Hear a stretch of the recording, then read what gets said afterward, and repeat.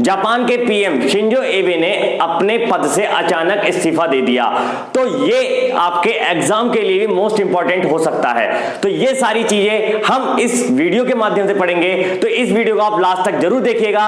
और अगर आपको अच्छी लगती है तो इसे लाइक कीजिएगा, शेयर कीजिएगा, और अगर आप मेरे चैनल पहली बार आए हैं तो आप इसे सब्सक्राइब भी कीजिएगा और बेल आइकन को जरूर दबाइएगा, जिससे आने वाली सभी वीडियोस के नोटिफिकेशन आप तक पहुंच जाएं। तो चलिए स्टार्ट करते हैं आज का क्लास।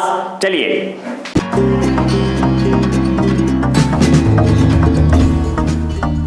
देखिए, अब हम लेक्चर स्टार्ट करने से पहले जापान के ऊपर थोड़ी सी नजर डाल लेते हैं कि जापान में क्या क्या चल रहा है।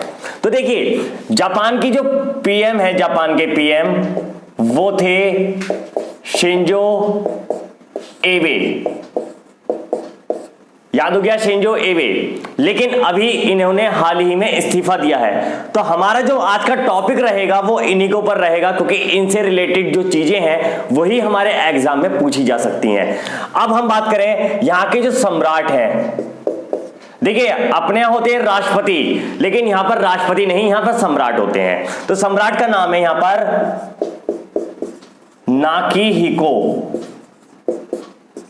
ये भी अभी पिछले साल 2019 में ही बने हैं। इनसे पहले जो यहां के सम्राट थे उनका नाम था आपका आकिहिको। आकिहिको जो थे ये फादर थे नाकिहिको के, यानी कि ये एक लंबे समय से यहां पर सम्राट के पद पर नियुक्त थे, लेकिन अपने स्वास्थ्य कारण की वजह से इन्होंने इस्तीफा दे दिया और उनकी जगह पर जो नए आपके सम्राट बने वो बने नाकिहिको। तो क्वेश्चन हमारा देखिए, सबसे पहला क्वेश्चन ये बनता है कि नाकिहिको को जापान का सम्राट कब बनाया गया।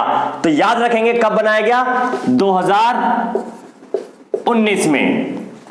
क्लियर हो गया। अब यहां की जो राजधानी है, यहां की राजधानी क्या है, यहां की राजधानी है टोक्यो। नेक्स्ट, यहां की मुद्रा क्या है, मुद्रा मीन्स होता है आपका करेंसी। करेंसी यहां की येन। यहां की संसद का क्या नाम है, यहां की संसद का नाम है आपका डाइट। देखिए, मैंने आपको यहां की संसद का नाम बताया डाइट। अगर आपको इन सभी देशों की संसद भी जाननी है तो मैं आपको ये बता दूं कि मैंने अपने चैनल पर सभी देशों की संसदों के नाम की वीडियो पहले ही अपलोड कर दी है। तो आप वो भी जल्दी से जाकर देखिए, तो इससे आपको पता चल जाएगा कि कौन से देश की संसद का क्या नाम है, और ये भी आपके एग्जाम के लिए मोस्ट इंपॉर्टेंट पॉइंट बनता है। तो चलिए आगे देखते हैं। अब ये इसका उपनाम क्या है, यानी कि जापान को का उपनाम क्या है। तो देखिए, इसको कहते हैं उगते सूर्य का देश। उगते सूर्य का देश है ये, यानी कि ये माना जाता है कि एशिया में सबसे पहले जो सूरज निकलता है वो कहां से निकलता है, तो वो याद रखेंगे जापान से निकलता है। क्लियर हो गया।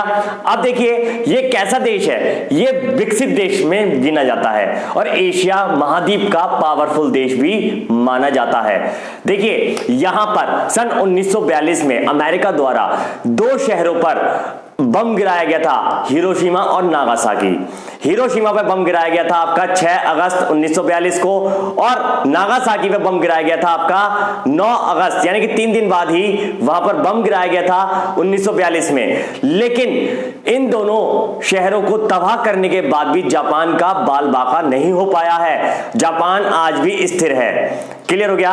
अब हमारा जो टॉपिक आता है शिंजो एबे, यानी कि अब हम बात करते हैं शिंजो एबे के बारे में। चलिए देखिए, शिंजो एबे जो है जापान के जो पीएम थे, इन्होंने अपने स्वास्थ्य कारणों की वजह से अपने पद से अचानक इस्तीफा दिया है।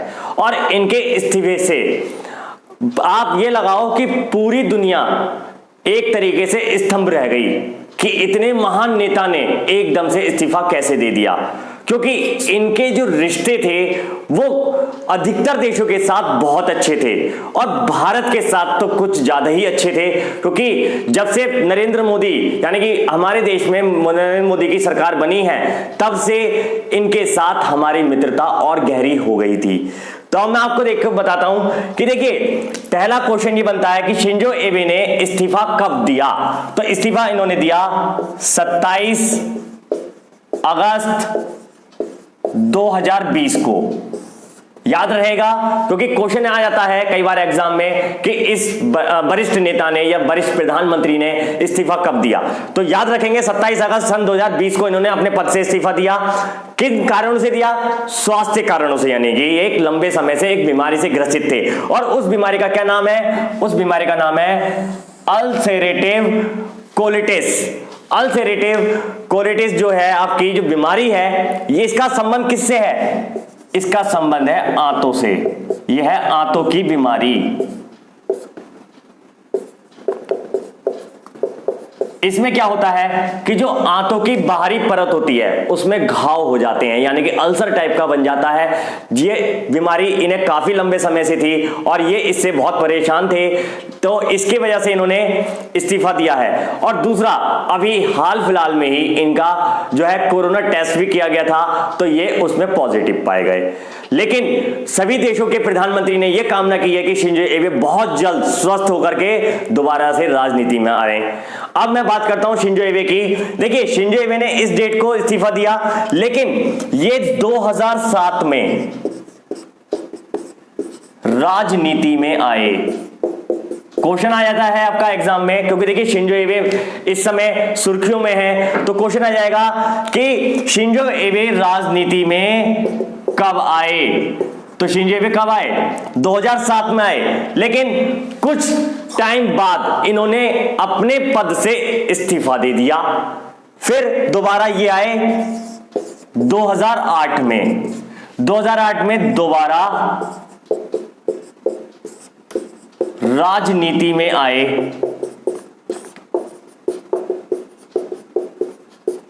ठीक है, यानी कि कितनी बार आए?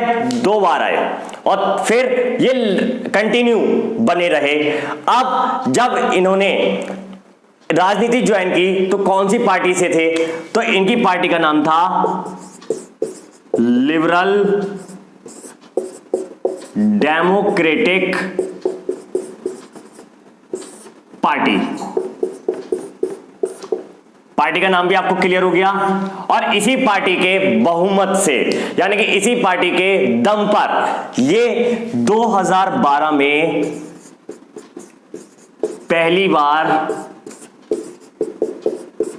जापान के पीएम बने।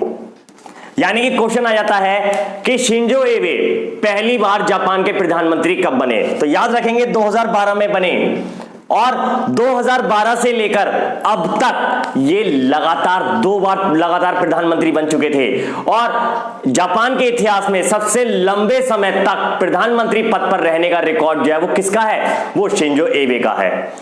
अभी भी इनका जो कार्यकाल था वो बचा हुआ था, क्योंकि वहां पर 2021 में चुनाव होना है और 2019 में इनकी जब स्वास्थ्य ज्यादा ही खराब होने लगा, तब इन्होंने 2020 में आते ही ये निर्णय कर लिया कि अब मैं इस पद को छोड़ करके राजनीति छोड़ दूंगा।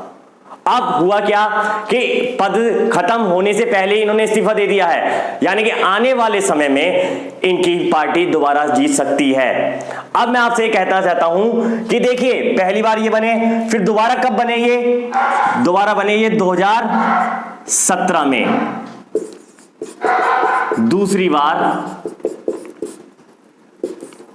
पीएम बने। अब मैं आपको बताना चाहता हूं क्या जो इनका फैमिली बैकग्राउंड है वो भी राजनीति से ही है। इनके दादा जो थे वो भी जापान के पीएम रह चुके थे। इनके फादर भी जापान के विदेश मंत्री के पद पर रह चुके थे। इनके जो अंकल, यानी कि अंकल मींस इनके चाचा भी जापान के विदेश मंत्री रह चुके थे। अब नंबर आता है शिंजो एबे का, तो शिंजो एबे 2 बार भैया प्रधानमंत्री बने जापान के। तो देखिए शिंजो एबे ने 2 बार प्रधानमंत्री बनने के बाद सभी देशों से अपनी मित्रता बढ़ाई और एक नया जो है रोजगार वगैरह के अवसर प्रदान करने की घोषणा की। अब ये पहली बार जब भारत आए थे तो ये आए थे आपके 2007 में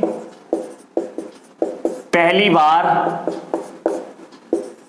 भारत आए।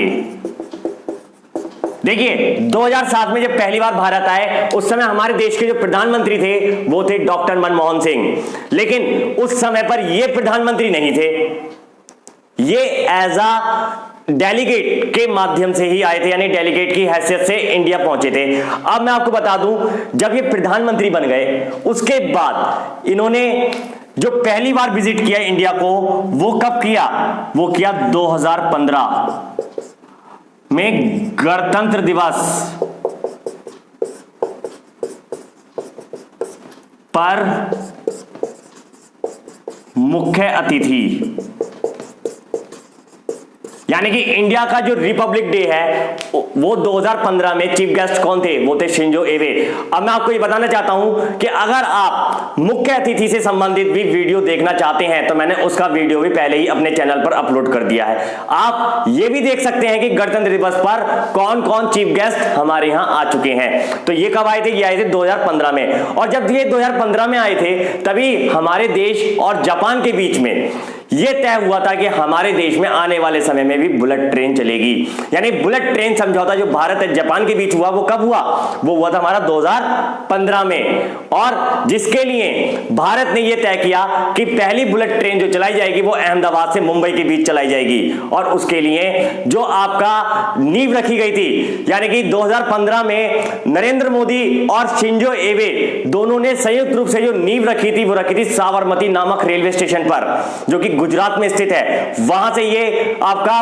प्रोजेक्ट स्टार्ट हुआ था। और मैं आपको यह बताना चाहता हूं, हमारे देश के प्रधानमंत्री पहले ऐसे प्रधानमंत्री हैं जिन्होंने गैर देशी प्रधानमंत्री के साथ आपका औपचारिक रोड शो भी किया था। यानी 2015 में शिंजो एबे और नरेंद्र मोदी ने औपचारिक रूप से रोड शो भी किया था, यानी कि आम जनता से रूबरू होने के लिए।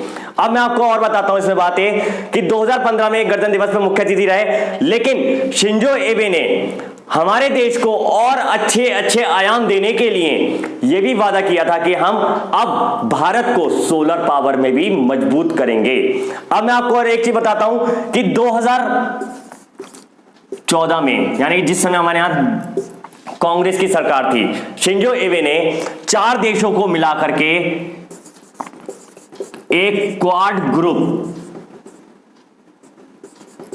का निर्माण किया था, जिसमें आपका भारत, यूएसए, जापान और ऑस्ट्रेलिया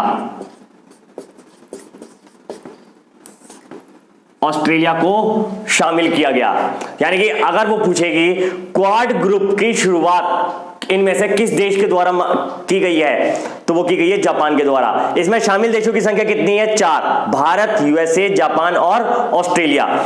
ये किससे संबंधित है, ये आपका नेवी से संबंधित है। देखिए मैं आपको एक चीज और बताना चाहता हूं कि जो शिंजो एबे है, ये जापान के वो प्रधानमंत्री हैं जो सबसे लंबे समय तक प्रधानमंत्री पद पर रहे हैं। अगर क्वेश्चन आता है कि जापान में सबसे अधिक समय तक प्रधानमंत्री पद पर रहने का रिकॉर्ड किसने बनाया, तो वो बनाया शिंजो एबे ने। क्लियर हो गया। तो अगर आपको ये वीडियो अच्छा लगा हो तो आप इसे लाइक कीजिएगा, शेयर कीजिएगा, और अगर आप मेरे चैनल पहली बार आए तो सब्सक्राइब करना ना भूलें। सब्सक्राइब कीजिए और बेल आइकन को जरूर दबाइएगा, जिससे कि मेरे आने वाली सभी नई वीडियोस के नोटिफिकेशन आप तक पहुंच जाएं और कोई भी वीडियो आपसे मिस ना हो। मैं आपको ये बताना चाहता हूं कि अगर आपको पीडीएफ फॉर्म में भी नोट्स चाहिए तो आप मेरा टेलीग्राम चैनल भी ज्वाइन कर रहे हैं, है ना। उसका मैंने आपका जो लिंक है टेलीग्राम चैनल का मेरे, उसका लिंक मैंने इस वीडियो के डिस्क्रिप्शन में दे रखा है, तो आप जल्दी से आइए, उसे भी ज्वाइन कीजिए और अपनी तैयारी को एक नया आयाम दीजिए। तो देखिए फिर मिलते हैं फिर एक नई वीडियो के साथ अगली वीडियो में और एक नए कंटेंट के साथ। जब तक के लिए नमस्कार।